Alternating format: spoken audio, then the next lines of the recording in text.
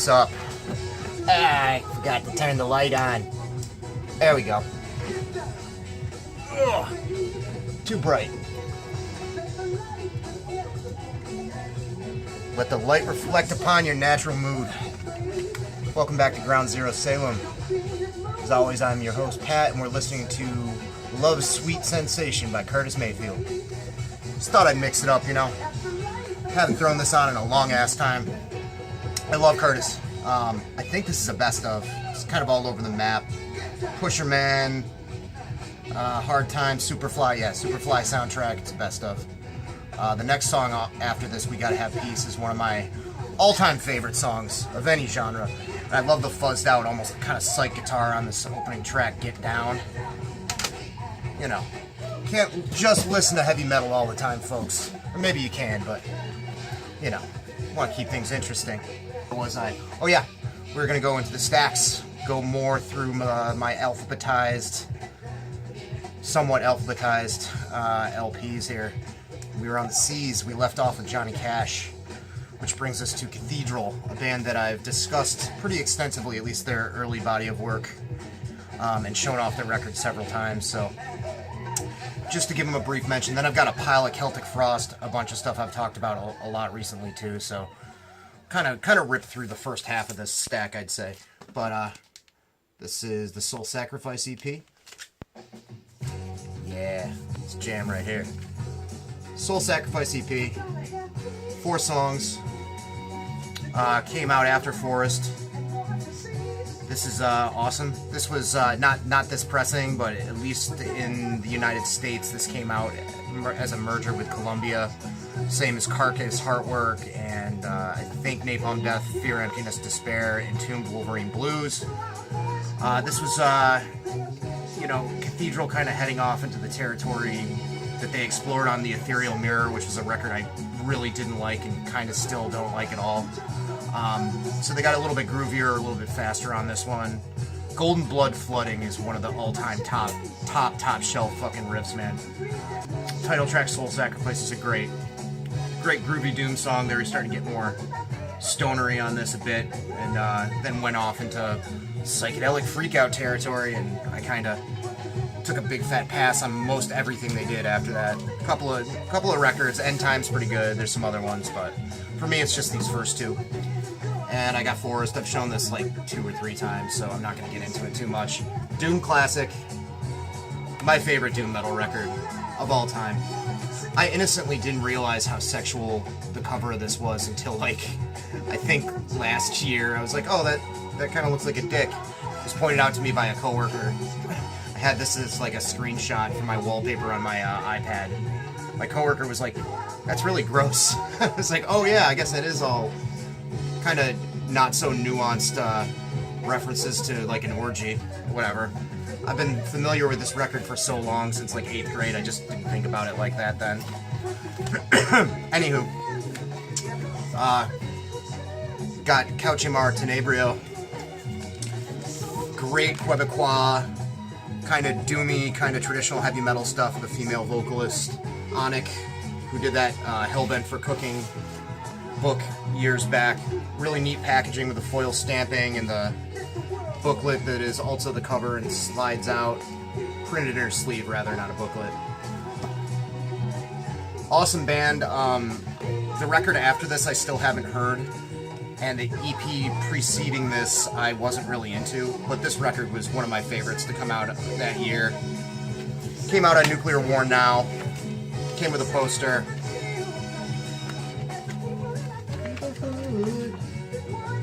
Yep. Great stuff.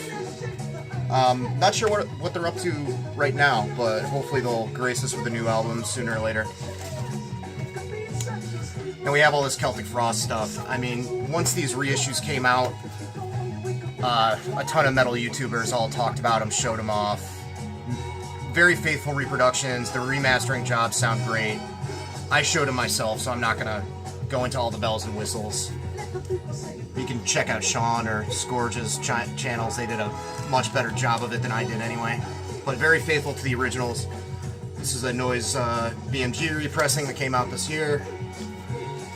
Then I have, of Morbid Tales, of course. And then I have my old copy of Morbid Tales, which was actually a repress on Sanctuary and Get Back and Earmark. And this actually sounds fine. Not as dynamic, of course, as the reissue, but sounds pretty good. And it's stuck in the fucking shrink, fuck it. You've all seen it. Of course, great influential early death metal, early black metal. Martin Eric Ain, rest in peace, just passed away. Even as early as this raw stuff, I mean, they were pushing a lot of boundaries with experimentation and female vocals, and well, you know the deal. They were great. Then we have Noise pressing of To Megatherion.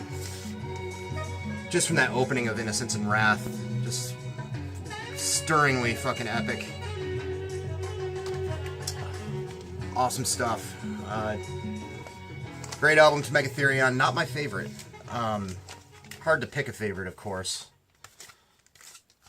This is the fancy-ass, burly Noise reissue that came out. And then we got what's actually my favorite record by them. Kind of a divisive LP, Into the Pandemonium, where they go off on a lot of interesting tangents. You know, there's an industrial song, One in Their Pride, Tristis de la Lune, you know, with the weird French stuff going on. I Won't Dance, which is one of my favorite fucking Celtic Frost songs.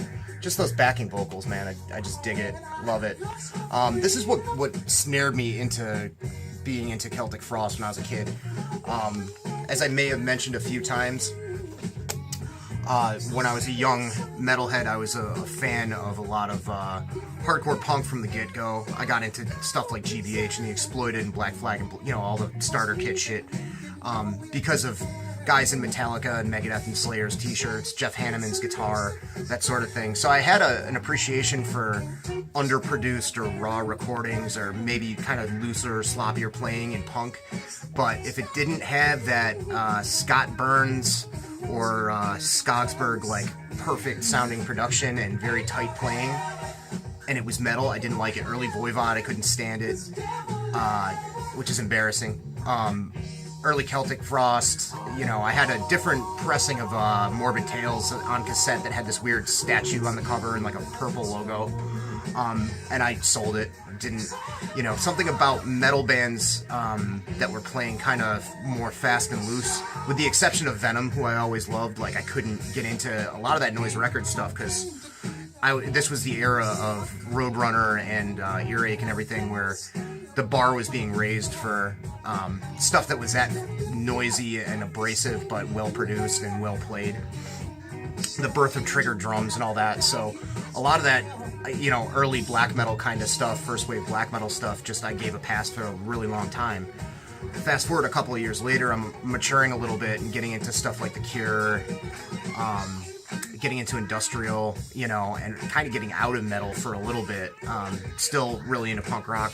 Discovering Into the Pandemonium really kind of blew my mind because they were doing so much with it on there, and the production's also pretty good and the playing's tighter than the previous first record. It was years and years before I heard To Megatherion because it wasn't as easy to hear music then, just with downloading being in its infantile stages and everything. So yeah, that's my story about that, and that's why Into the Pandemonium's probably my favorite if I had to pick one. We got this Chain Rank record here, Up Against the Wall. This is more that great early 80s Boston inspired Boston hardcore. Fucking great band, great raw sandpapery vocals like you'd expect with that kind of music. Self-released by Chain Rank. This is the insert here. Kind of a poster sort of deal. Fold out. Up Against the Wall. A lot of great bands like this coming out of Boston past couple of years. I think another one might be coming up in the stack soon, either this update or the next one, called Combat Zone. They're also really good. It's all very similar, you know, to DYS, SSD, you know, a little bit more influenced by some gritty oi and Negative Approach kind of stuff, but excellent fucking band. Known the drummer for a long time. Good guy. And this is Chaos Echoes. This I've listened to twice, and I kind of decided it wasn't my bag. I'm sure I'll revisit it again at some point. It came out on Nuclear War Now, I don't know, 3 or 4 years ago. Clear LP. Real, like, ambient, atmospheric, experimental sort of black metal. This is live, I think. I don't remember much about it, to be honest. Didn't really grab me, but I'll revisit it at some point. Cool looking package for sure. And this definitely is my wheelhouse. This is Satan's Rock and Roll by Chapel. If you like Midnight, this is very similar. Completely worshipping at the altar of Venom and Bulldozer. Evil rock and roll influenced speed / black metal. Rock and Roll from Hell, Satan's Rock and Roll, Hell Breaks Loose, Alcoholocaust, Satanist, Motor Cult, Trashed, you get the idea. Some like it better than Midnight. It's definitely along those lines if you're a fan of those hooded goons from fucking Cleveland. Then we got a live record, a classic, along with the live Frampton record, one of the things that broke live rock and roll recordings in the 70s. Cheap Trick at Budokan. I Want You to Want Me. There's not really much you need to say about this. It is a classic. It's all I really need by Cheap Trick. Fucking awesome stuff. I Want You to Want Me, Surrender, you know. Love the guy with the flipped up proto fucking suicidal hat. Anyway, after that we got Chicken Chest and the Bird Boys. Now, if you look closely at the cover here, you'll notice that the collage style is very similar to Disrupt, and there is a reason for this. Jay from Disrupt played in this band in the late 90s when he was living back in Boston for a while. I think he's out in Seattle now. He lived in Minneapolis before when he was in State of Fear. This is the least crusty, least abrasive, least metal band that Jay played in. Played in it with this guy Tony who lives down the street from me. It's very punk rock, snotty, almost poppy, but with sort of also kind of like a rudimentary Peni thing going on, to my recollection. It's really good. You know, you can still find these records everywhere for like $3 in Boston. And it's kind of a shame because it's kind of his least well-known band, and they're awesome. They were awesome. I think it was self-released. On a self-released label there. I cover Halloween by the Misfits on it. Just a cool-ass record.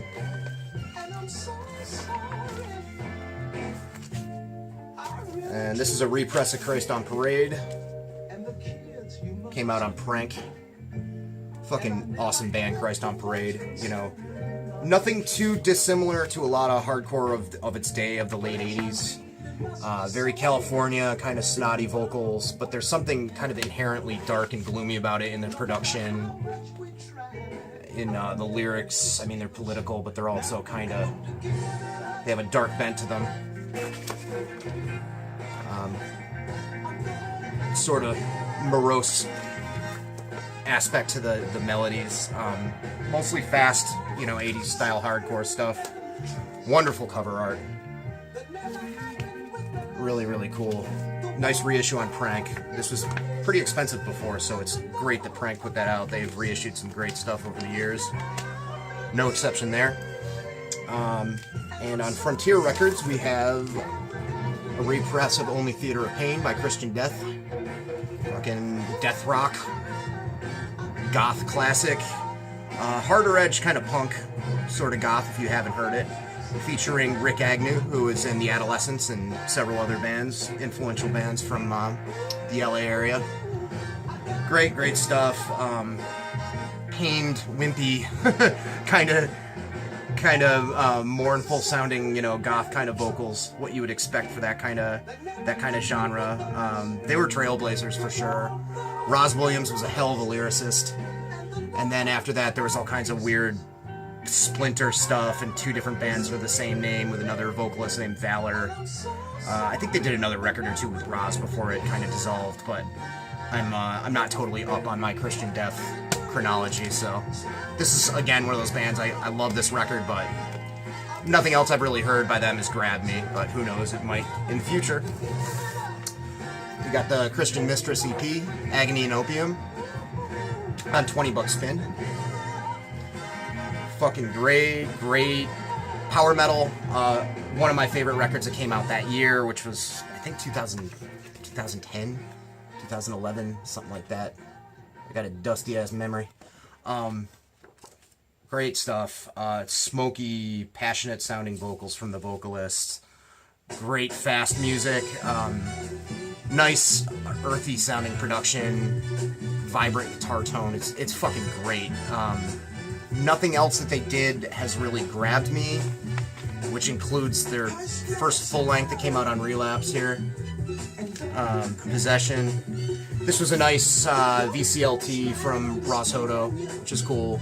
And I appreciate that. And it has grown on me a bit, but something about a lot of the life that they had in the production on the EP is kind of lost on this, and I'm not sure why that is. There are some great songs, like Pentagram and Crucifix is a great tune, but it almost feels like they're going for more of a mournful, kind of dark, gloomy, doomy sort of thing on this, and the kind of the ass-kicking nature of the first EP is sort of not on it. But that's my take. Then Chronic Generation. Great early 80s British punk, kind of on the oi side. This band had a little bit more of a sound that was indebted to the 77 stuff as well as the 82 stuff. If you know anything about British punk, you know what I'm talking about.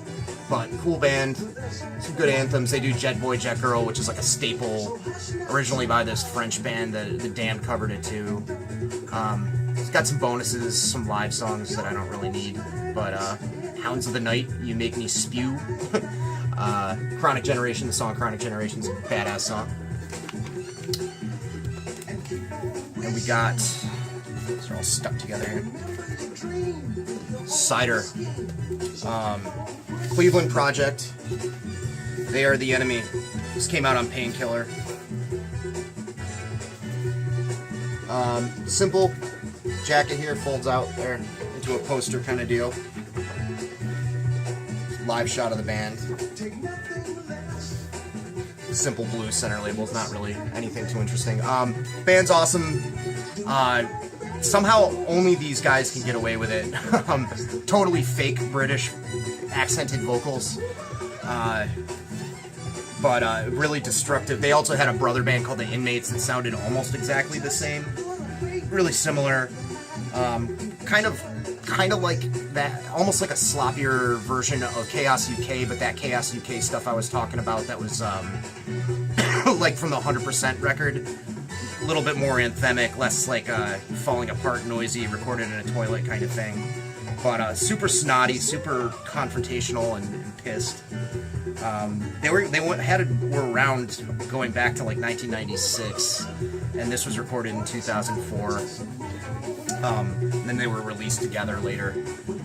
So a couple of 7 inches worth of material, it looks like. Interesting stuff.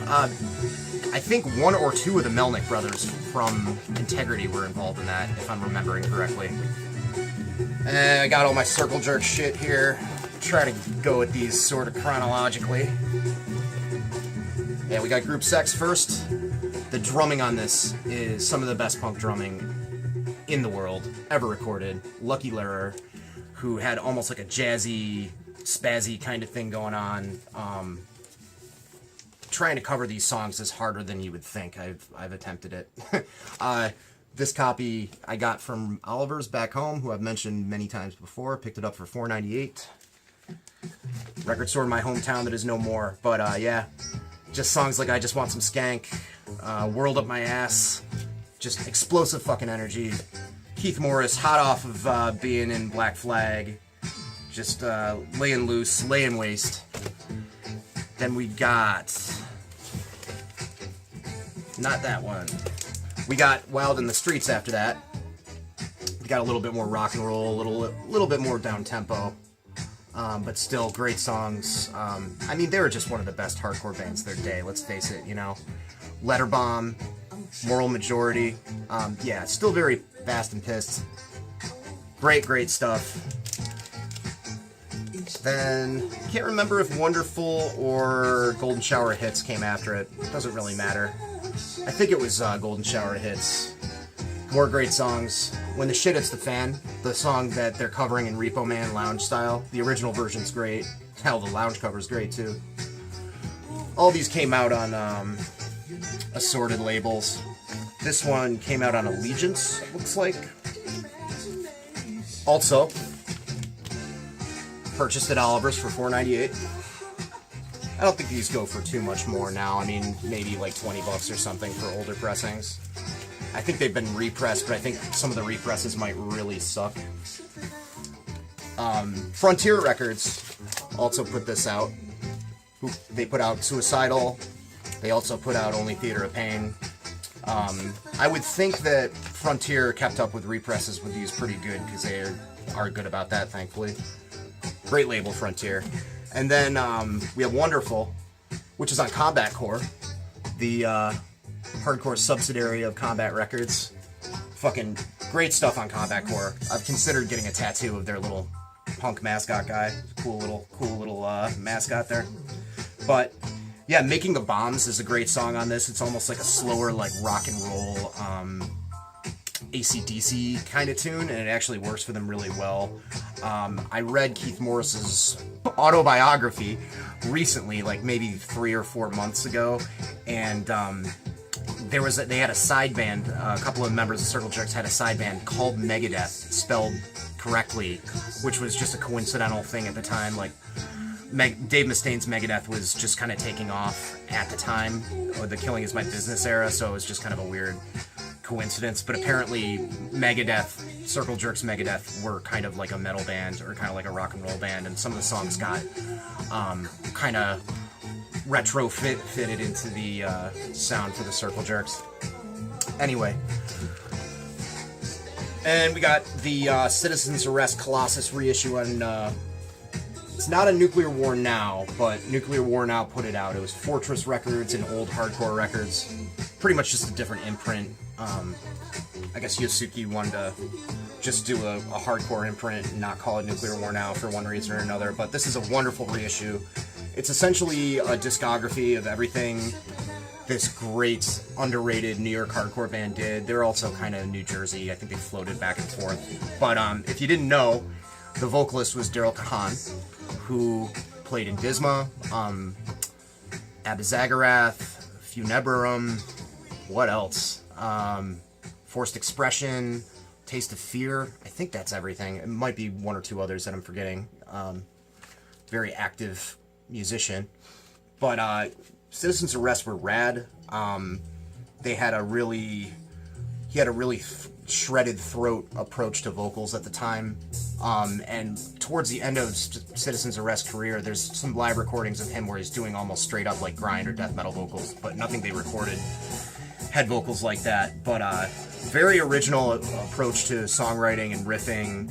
Very fast for the most part, but lots of odd time changes, a lot of stop on a dime kind of stuff, bordering on what might be considered almost kind of power violence stuff, but not really coming from the same direction as any of those West Coast bands. Just really unique, fast hardcore, borrowing a lot from international bands like Raw Power and shit like that. Just great stuff. Great booklet that came with this. New York Hardcore. There's some great pictures in here. The demo, Ted Leo was the original vocalist on the demo from Ted Leo and the Pharmacists, who are like an indie band. Great old flyers. You know, you got some of my favorites in there. SFA, Go, Rorschach. That's my hardcore right there. Fucking love that under the radar New York stuff. Cool shit, man. Awesome band. And just a couple things left here. Clorox Girls. Cool garagey punk. I think they're from Portland, but I could be wrong. There was a time when there was a lot of this stuff coming out of Portland, Oregon, like in the early 2000s. And I might just be thinking that for that reason. but like the Riffs and a whole bunch of other bands. It was never totally my scene, but there were a lot of good bands that kind of played this style. You know, certain pop sensibilities, but, you know, stripped down, kind of like combo amp sounding guitars. Walks the Streets, the first song, is definitely a jammer. Smart Guy Records was the label. I think it's just on black vinyl, I'm pretty sure. Center labels there. 45 RPM, 12 inch. Yeah, black vinyl. Cool band, silk screen cover. It's kind of a nice touch. This might be kind of rare, actually, but I don't think there are that many of these pressed. I got 141 out of 350. I don't know if it was reissued or not. Garage punk fans, if you're watching, let me know. And then rounding things out, we got Cloven Hoof, the almighty Cloven Hoof. New wave of British heavy metal bands. One of the earliest ones to kind of wrap in a cult influence other than Venom, of course. Kind of a lopsided record. The songs that I like on it are fucking fantastic. Especially the first song, Cloven Hoof. That riff is fucking awesome. Very catchy. Little tinge of like maybe a little bit of a classical influence on the riff styles there, but still kind of got that Black Sabbath thing going on. Judas Priest, 70s Priest inspired kind of stuff to give you an idea of like a similarity in sound. But then there's this song, Crack the Whip, the first song on the second side, that sounds like not very good AC/DC worship, which is unfortunate. I don't like that song at all. It's got like cringy, like sexy lyrics. Laying Down the Law is okay. It's kind of a lukewarm kind of thing. But then they go into Return to the Passover, which is an epic three-parter, you know, occult kind of tune. Same deal with they have another, I think it's March of the Damned on here, that's also like a three-part kind of deal. Almost like kind of a proggy approach with lots of different change-ups and parts and bridges and stuff. Gates of Gehenna is actually the four-parter. But yeah, fucking classic band, really interesting. Not too many bands. One of the very first bands to trailblaze the whole kind of verging on satanic witchcraft kind of thing. Probably Witchfind and Venom and these guys. And I mean, if you really want to go back, you can talk about Coven, but that's kind of a whole other kettle of fish entirely. But yeah, this came out on Neat. I don't show off every record because it's more about the music with me, but I will say that you gotta love the iconic thumbs up Neat Records logo labels. It's pretty cool stuff. And that's it for now. My mouth is dry. I have over-talked my mouth out. Yeah, that's it. We'll probably do another one this weekend, talk about some other shit. I want to review my friend's band, put out an excellent fucking hardcore record, so stay tuned for that, maybe Saturday or Sunday. I hope everybody has a good weekend. I'm going to go look at Kirk Hammett's monster movie collection of posters and other memorabilia with my mom. Later.